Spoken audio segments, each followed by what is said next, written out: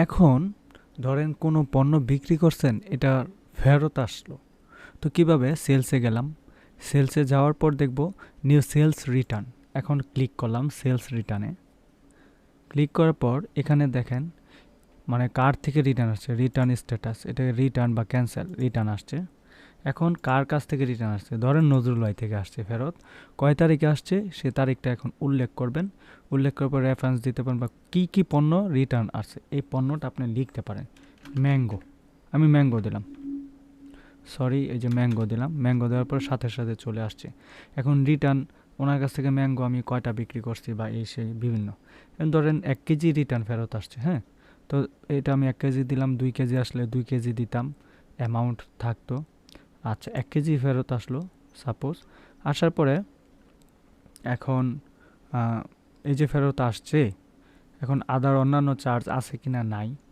তারপরে যদি আমি দেখি প্রিভিয়াস কি ওনার কাছে কোনো আমি টাকা পয়সা পাই কিনা এরকম। তো এখন সাব টোটাল অ্যামাউন্ট 500 টাকা।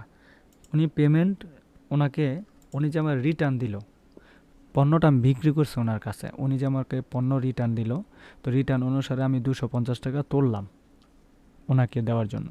বাট তুলছি, ওনাকে যে আমি নগদ টাকাটা দিতেছি, হ্যাঁ, নগদ টাকাটা তো অবশ্যই দিতে হবে। পণ্য শুধু রেখে দিলে হবে না, এবং ওনাকে ওনাকে আমার কি ওনার হিসাবটা কম্পিউটারে তুললেই হবে না, এবং ওনাকে টাকা ওনার পণ্যটা আমার রেখে দিলেই হবে না, অবশ্যই ওনাকে নগদ টাকাটা আমার ফেরত দিতে হবে, তাই না?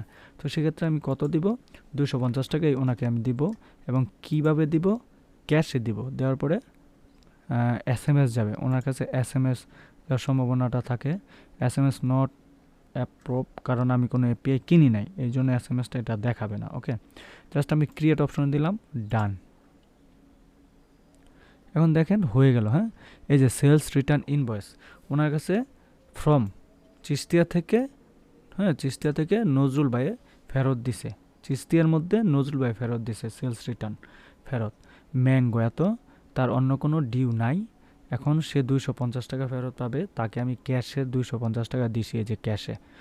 এডিট, এখন প্রিন্ট দিলে প্রিন্ট হবে, বা PDF দিলে PDF ফাইল চলে আসবে।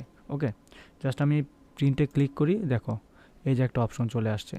এটা হচ্ছে মূল, বা এইটা আমি দেখতে পারি, এই যে অপশনটা চিস্তিয়া ফেরত দিছে কাকে? ফেরত দিছে নজরুলকে।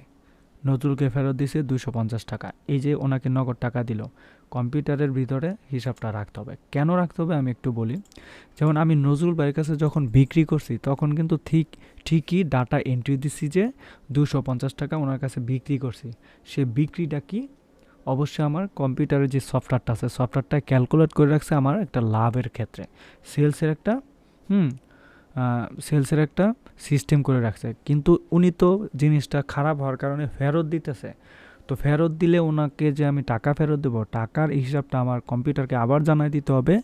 লোকটার ফেরত মাল দিলাম, এখন ওনাকে আমি টাকা বুঝাই দিতেছি। তো সেটা হচ্ছে হিসাব। এই হচ্ছে সেলস রিপোর্ট। তো আশা করছি সেলস রিপোর্টটা খুব ভালোভাবে বুঝতে পেরেছেন। Thank you so much.